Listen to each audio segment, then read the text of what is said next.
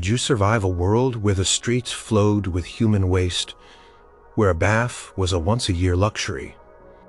If you were lucky, where simply getting old meant your struggle for basic cleanliness became a daily battle for dignity and health. Step back to the Middle Ages, around 1300 to 1500, and face the shocking realities of sanitation for those who had seen many winters. Number 8. Medical understanding and disease. The gnawing cough that wouldn't leave, the swollen joints that made every movement a misery, the sudden grip of dysentery that stole your strength and left you wasted. For an older person in the medieval world, these ailments were not just discomforts, they were constant threats, and the understanding of their causes was rudimentary at best. The prevailing theories of disease were far from what modern science has uncovered. There was the idea of the four humors: blood, phlegm, yellow bile, and black bile. A healthy body supposedly kept these in perfect balance. An excess or deficiency of any humor was believed to cause illness. For example, too much phlegm might lead to a cough, while too much black bile could cause melancholy. This meant that treatments often involved bleeding or purging attempts to rebalance the humors, which could further weaken an already frail elder. Another dominant theory was miasma, the belief that diseases were caused by bad air or noxious vapors rising from decaying matter. The stench of rotting refuse, overflowing cesspits, and unwashed bodies was seen as direct evidence of these harmful miasmas at work. If an older person lived near a particularly foul dumping ground or a stagnant ditch, their higher susceptibility to illness was often attributed to their proximity to these malodorous clouds. They might be advised to avoid such places, to carry sweet-smelling herbs, or to burn aromatic wood to purify the air around them. However, these actions did nothing to address the true culprits: bacteria, viruses, and parasites thriving in the very conditions generating the bad smells. Take the recurring scourges of plague or the common fever, which was a catch-all term for many infectious diseases. An older individual whose immune system might already be compromised from a lifetime of poor nutrition, hard labor, and previous infections was often among the first to succumb and the least likely to recover. The historian Dr. Martha Jones notes that older populations, particularly in times of widespread pestilence, experience significantly higher mortality. Their bodies simply lacked the resilience of younger individuals. When a fever took hold, perhaps from contaminated water or food, or from a common cold that spiraled into something more serious, the options for treatment were limited. Herbal remedies, poultices, and prayers were the primary interventions. A physician, if one was even available and affordable, would likely apply the humoral theories recommending a bleed or a purge, which could leave an elderly patient even more vulnerable. Consider the pervasive threat of dysentery. This was not just an inconvenience. It was a leading cause of death throughout the medieval period, especially for the very young and the very old. Caused by bacteria or amoebas, spread through contaminated food and water, dysentery led to severe diarrhea, dehydration, and weakness. For an older person who might already struggle with mobility or accessing clean water, the cycle of dehydration was swift and deadly. A frail elder in a crowded village, relying on a communal well that might be polluted by upstream human or animal waste, faced a constant, invisible threat with every sip of water or bite of food. The knowledge that boiling water could kill the pathogen simply did not exist. Instead, people might drink ale or weak wine, believing it safer, which sometimes it was due to the fermentation process, but often it was not enough to prevent infection. The lack of understanding about germ theory meant that simple hygiene practices, which we take for granted today, were not connected to disease prevention. Hand washing was sporadic and not understood as a barrier to infection. Waste disposal was haphazard. Contaminated wounds from falls or cuts common for older people often led to deadly infections like erysipelas or tetanus. A simple cut that today would be cleaned and bandaged might become a life-threatening ordeal for an elder in the medieval world due to the lack of antiseptics and the prevalent bacteria in their environment. The world was a microbial minefield, and older individuals with their declining physical reserves were often the first to step on one. Number 7. The role of animals in sanitation. The medieval world was teeming with animals, and they were not just confined to farms or pastures. They were everywhere, in the streets, in the courtyards, and often right inside people's homes. This proximity, while offering companionship or practical services, came with a hidden cost, especially for the older population. Pigs, often seen as natural scavengers, roamed freely in many towns and villages. They would root through refuse-eating scraps and even human waste. While this provided a crude form of waste disposal, it also meant that these animals were carriers of disease, their hooves tracking filth from one place to another. An older person, perhaps moving slowly, was at a higher risk of slipping on animal droppings or being tripped by a wandering pig, leading to falls and potential injury in an era without modern medicine. Dogs, while beloved companions and useful for guarding or hunting, also contributed to the unsanitary environment. They relieved themselves wherever they pleased, and their feces would litter the unpaved streets and pathways. A frail elder attempting to navigate the narrow, crowded lanes of a medieval town would have to contend with this constant obstacle, not just for their footing, but also for the pervasive stench and the risk of stepping in disease-ridden matter. The sheer volume of animal waste meant that the ground was a constant source of contamination. Easily tracked into homes, on shoes or clothes, bringing germs directly into living spaces where older people spent their days, rats and mice were an ever-present menace. They thrived in the abundant refuse and the close quarters of medieval dwellings. These rodents were not just pests, they were vectors for devastating diseases. The fleas they carried were instrumental in the spread of the bubonic plague, a disease that disproportionately affected the vulnerable, including older individuals who often had weaker immune systems. A home, especially one with a dirt floor or gaps in its structure, was an open invitation for these vermin.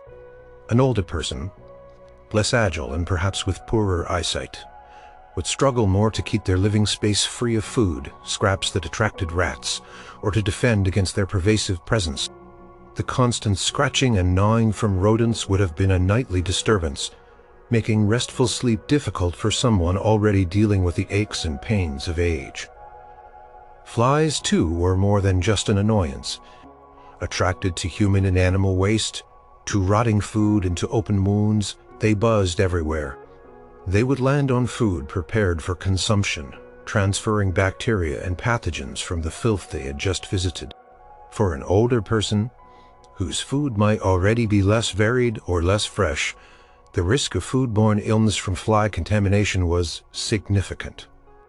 A simple meal could become a vector for dysentery or other gastrointestinal diseases. The constant presence of flies also meant that wounds, even minor ones, were at risk of becoming infested or infected, a serious concern for an older person with thinning skin or slower healing. Beyond these common creatures, even domestic animals, like chickens, geese, or sheep, were often kept in close proximity to human dwellings, even within them in rural areas. Their droppings, combined with the general grime, contributed to the overall unsanitary conditions. The sounds, the smells, and the constant movement of these animals were simply a part of daily life. For an older person, perhaps housebound, the constant presence of these animals meant a perpetual struggle against the accumulation of dirt, the tracking of waste, and the persistent threat of disease they carried. The medieval world was a shared space with its animal inhabitants, and while this symbiotic relationship served many purposes, it also meant that the pathways of infection were numerous and unavoidable, especially microbial exposure. Number 6. Food and water contamination. The challenges of sanitation for older medieval people extended directly into their most basic needs: food and water.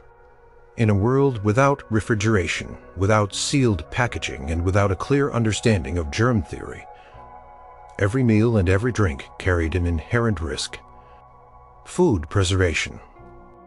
Salting, drying, smoking, and pickling were common methods, but these did not prevent all spoilage or contamination. Meat and fish, unless preserved, had to be consumed quickly. For an older person, who might have a slower metabolism or fewer teeth, making it harder to consume tough, freshly prepared food, the risk of eating something that had already begun to turn. A household might keep cooked leftovers for a day or two, but in warm weather these would quickly become breeding grounds for bacteria. An elderly individual, perhaps, relying on others for their meals or with limited access to fresh produce, was particularly susceptible to the dangers of spoiled food. Water was an even greater threat. Public wells, rivers, and streams served as primary water sources for towns and villages.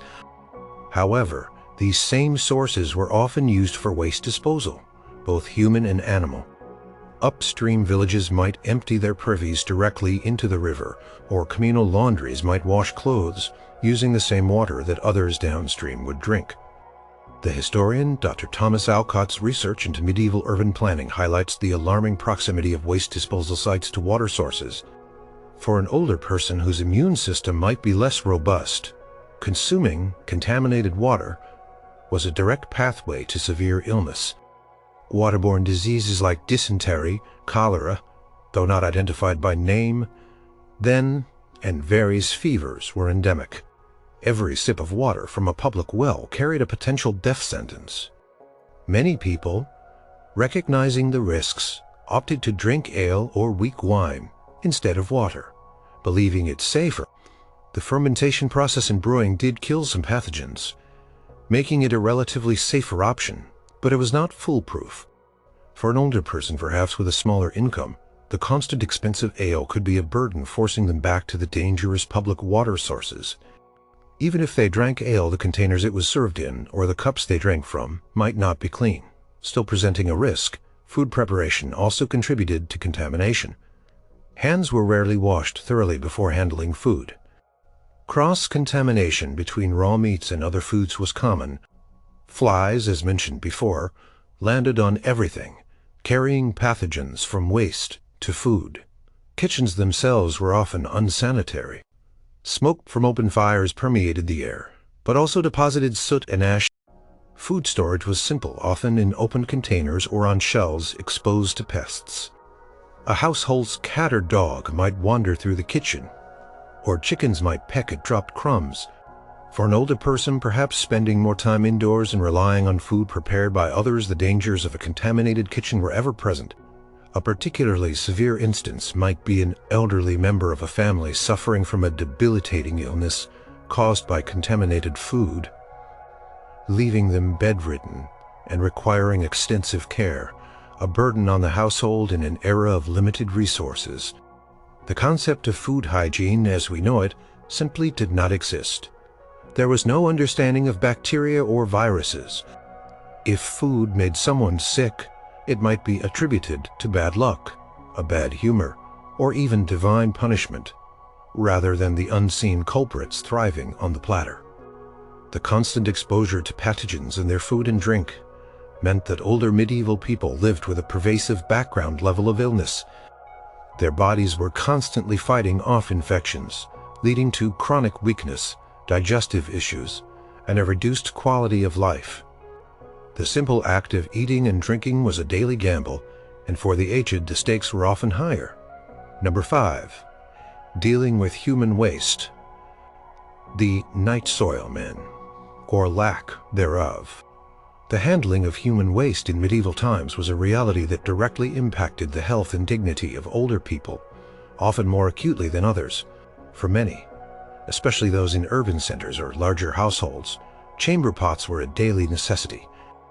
These ceramic or wooden vessels served their purpose within the confines of a home, especially for older individuals who found it difficult to navigate to an outdoor privy, or shared latrine, particularly during the night or in bad weather. However, the use of chamber pots brought its own set of challenges. An older person might struggle with the weight and bulk of a full chamber pot, especially if their strength was failing or their joints ached. Emptying it often fell to a younger family member or servant, but if they lived alone or were the head of a struggling household, the burden could be theirs. Once filled, the contents of these chamber pots had to go somewhere. In rural areas, it might be emptied directly into a garden as fertilizer, a practice that, while seemingly practical, contributed to soil and water contamination. In towns, the common practice was to simply empty the contents into the street. Warnings might be shouted from windows gardy-loo before a torrent of human waste splattered onto the cobblestones below.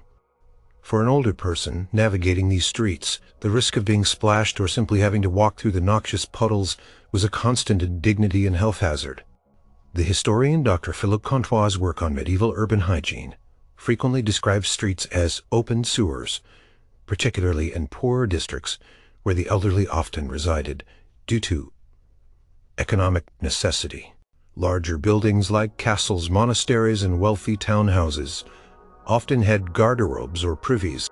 These were essentially chutes that emptied into a cesspit, a moat, or directly into a river. While offering a degree of privacy, they were far from sanitary. Cesspits were large, unlined holes in the ground, designed to collect waste. They were rarely emptied, allowing waste to seep into the surrounding soil and potentially contaminate groundwater. The stench from these pits would have been overpowering, particularly in warm weather. For an older person living near such a structure, the constant foul odor would have made breathing difficult and contributed to the general oppressive atmosphere. The job of emptying cesspits, if it happened at all, fell to gongfermors or gong farmers. These were individuals who undertook the unpleasant task of removing the accumulated waste, often at night to avoid the worst of the smell in the public eye.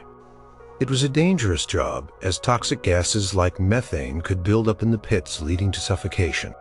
The waste they removed would then be carted away, often to fields outside the city, where it was used as fertilizer, further spreading pathogen. For an older person, the infrequent and often haphazard nature of this service meant that waste would accumulate, fostering disease and foul odors in their immediate environment for long periods. Their very homes or the areas surrounding them could become sources of chronic health issues. The lack of efficient and widespread waste removal systems meant that older individuals, already more vulnerable to disease, lived in environments saturated with human waste. The constant exposure to pathogens from overflowing cesspits, street-dumped contents, and poorly maintained communal facilities meant that infections, particularly Gasdeniel's ones, were a recurring problem. For an older person, a bout of dysentery could be life-threatening due to dehydration and general weakening. The struggle to maintain personal cleanliness and dignity in such an environment was immense. The stench, the flies, and the ever-present threat of disease were not just an inconvenience. They were a profound and inescapable reality of their daily existence. Number 4. Clothing and laundry, a laborious task. The clothes on an older medieval person's back were not just a fashion statement. They were a shield against the elements, a sign of their status, and often a breeding ground for dirt, odors, and pests. Laundry was a monumental undertaking far removed from the convenient machines of today. Most clothing was made of wool or linen. Wool was warm and durable, but it was also heavy, absorbed odors readily, and was difficult to clean thoroughly. Linen, while lighter, still required significant effort to wash. For an older person whose strength might be diminished, or whose joints might ache, the process of cleaning their garments was an exhausting ordeal, often leading to infrequency of washing and a perpetual state of less than clean attire. Washing clothes involved several strenuous steps. First, water had to be fetched, often from a distant well or river, a heavy chore in itself. Then the water had to be heated, usually over an open fire, a slow and dangerous process. Large wooden tubs or barrels served as washing vessels. Clothes would be pounded, scrubbed, and agitated, often with the assistance of lye soap, which was harsh and caustic. Lye was made from wood, ash, and animal fat, and while effective at cutting grease, it was irritating to the skin, which could be particularly problematic for older individuals with sensitive or thinning skin.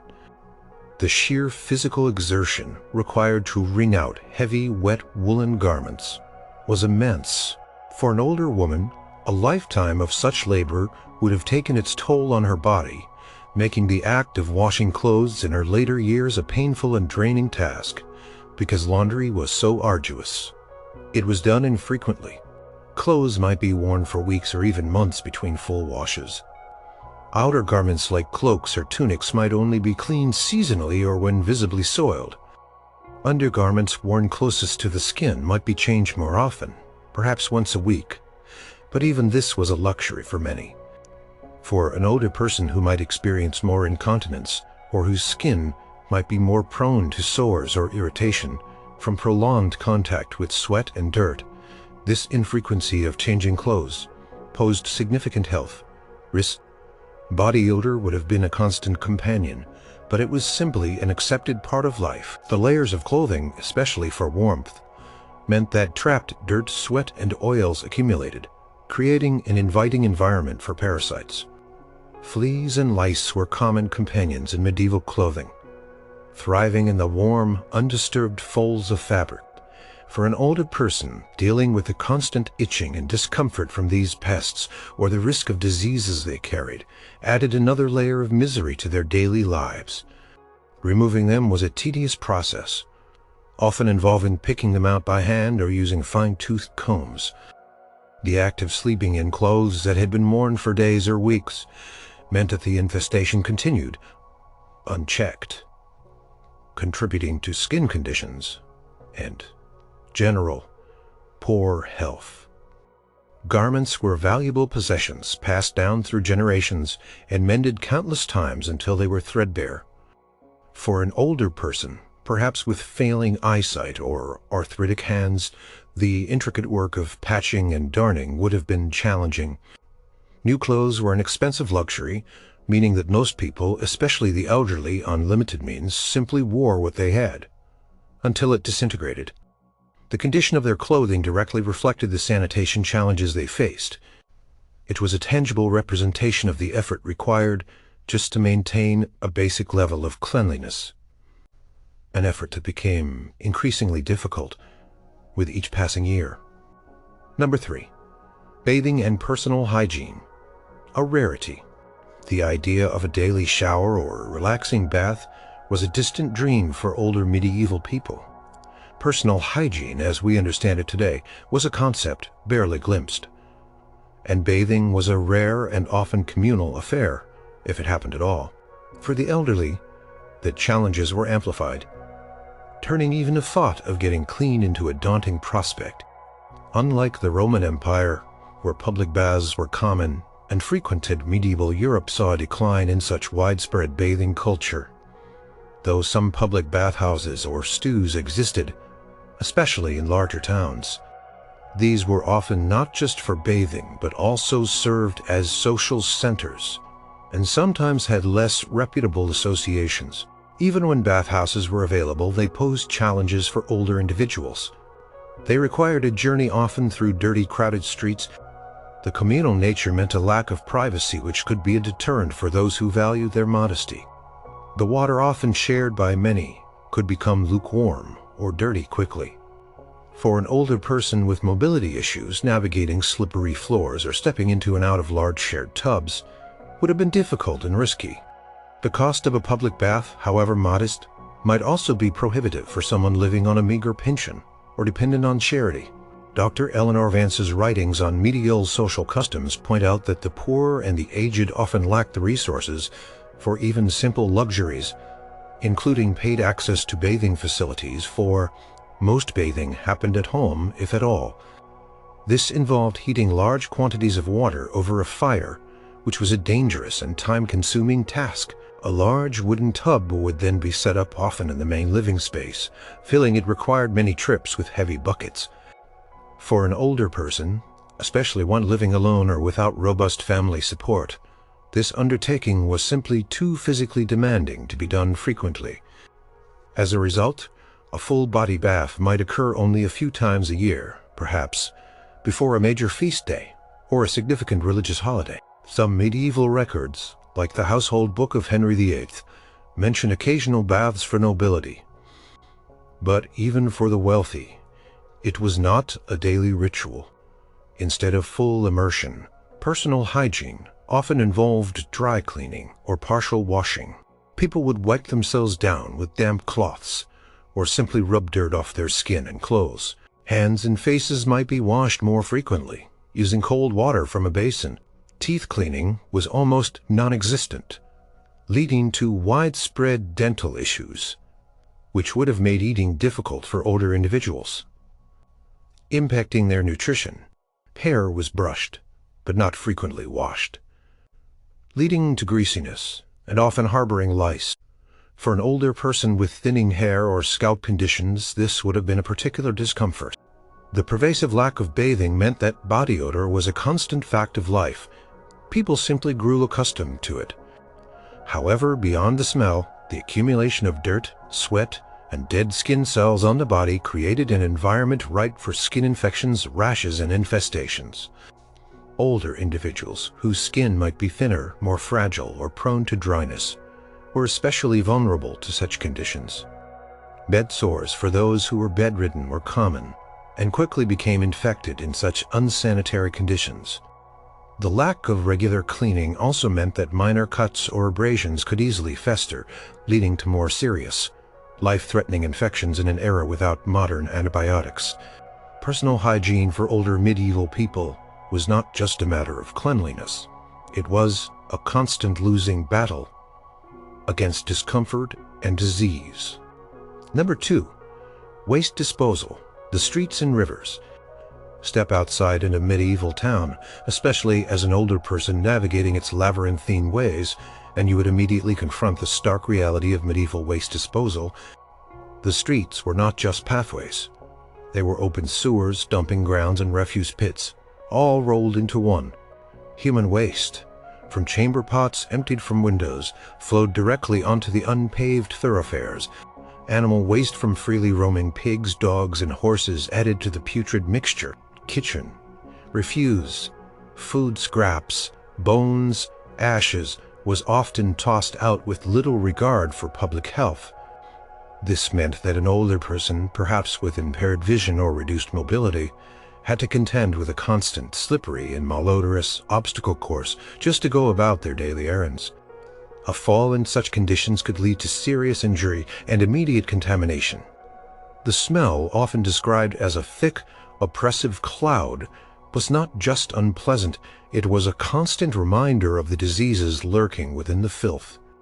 The historian Dr. Geoffrey Chaucer noted in his observations of London life that the air was often heavy with the stench of decay. For an older person, this pervasive odor could lead to nausea, headaches, and general discomfort, compounding any existing health issues.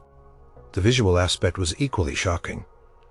Rotting food, piles of manure, and pools of stagnant fouled water were common sights. Flies buzzed everywhere, attracted by the decaying matter, landing on food in markets, and then on the open sores or mouths of passers-by. Rivers, which were essential for trade, transport, and often drinking water, were also frequently used as convenient dumping grounds. Privies from houses, monasteries, and castles often emptied directly into the nearest waterway. Tanneries, slaughterhouses, and other industries would release their waste products into the rivers, turning them into dark, foul-smelling conduits of pollution. For an older person living near a river or relying on its water for any purpose, the risks were enormous. The very source of life became a source of disease. Consuming water from such a contaminated river would lead to waterborne illnesses like dysentery and typhoid, which were particularly deadly for the aged.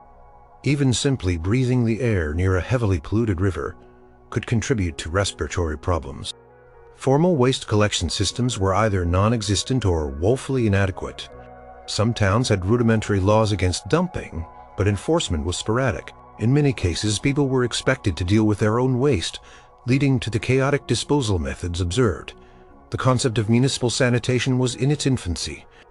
For older inhabitants who might have lived in the same spot for decades, they would have witnessed the slow, inexorable accumulation of waste, turning their familiar surroundings into increasingly unhealthy environments. The effort required to simply walk through such streets, avoiding the worst of the filth, was a daily energy drain. The cumulative effect of living in such an environment meant constant exposure to pathogens. Every breath, every step, every interaction, for an older person whose body might already be weakened by age or previous illnesses, this persistent microbial assault meant a higher susceptibility to chronic ailments and acute infections. The lack of proper waste disposal was not merely an aesthetic problem. It was a fundamental public health disaster, disproportionately impacting the most vulnerable members of medieval society. The medieval street was a powerful symbol of the era's sanitation, challenged as an open wound on the landscape that affected everyone, but none more severely than the aged. Number 1. Lack of private facilities. For an older person in the medieval world, the simple act of relieving oneself was fraught with challenges, largely due to the pervasive lack of private and convenient facilities. Forget the luxury of a modern bathroom. For the vast majority, personal privacy in this most basic human function was an unheard-of concept, a reality that impacted dignity, health, and comfort. Most homes, especially those of peasants and common folk, did not have dedicated latrines or privies. Instead, chamber pots were the norm. These ceramic or wooden vessels were kept inside the dwelling, often under a bed or in a corner. While they offered immediate relief, their use created a constant issue of odor and disposal within the living space. For an older person who might experience more frequent needs or have reduced bladder control, the constant presence of a chamber pot was a daily reminder of their vulnerability. Emptying the chamber pot was another hurdle.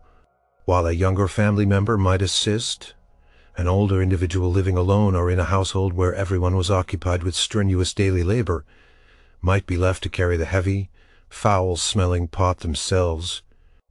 This often meant navigating uneven floors, dark hallways, and then potentially the dangers of an unlit street, just to empty its contents into a communal cesspit, a nearby ditch, or simply out onto the street.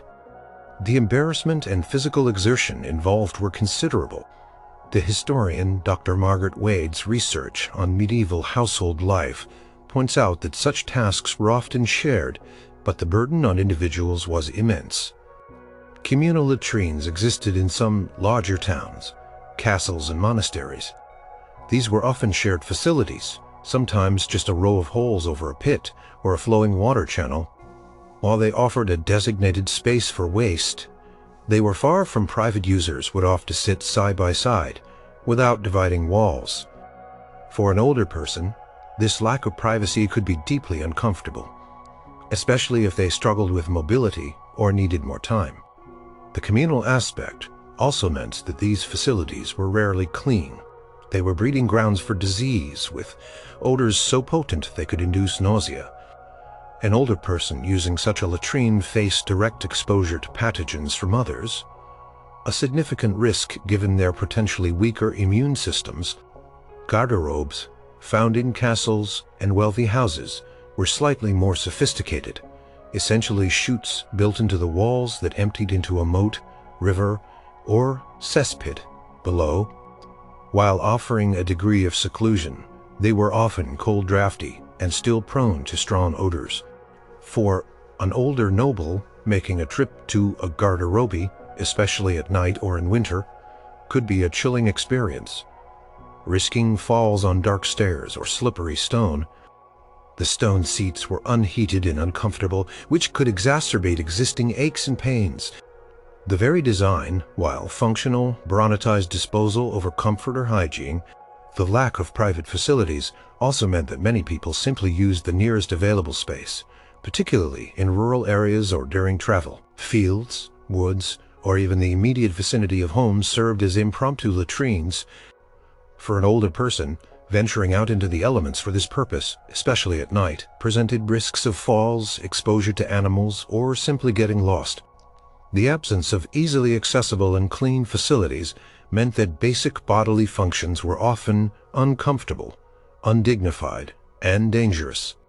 For older medieval people, this daily struggle for a modicum of privacy and cleanliness in their most intimate moments was a profound and constant challenge to their well-being and sense of self.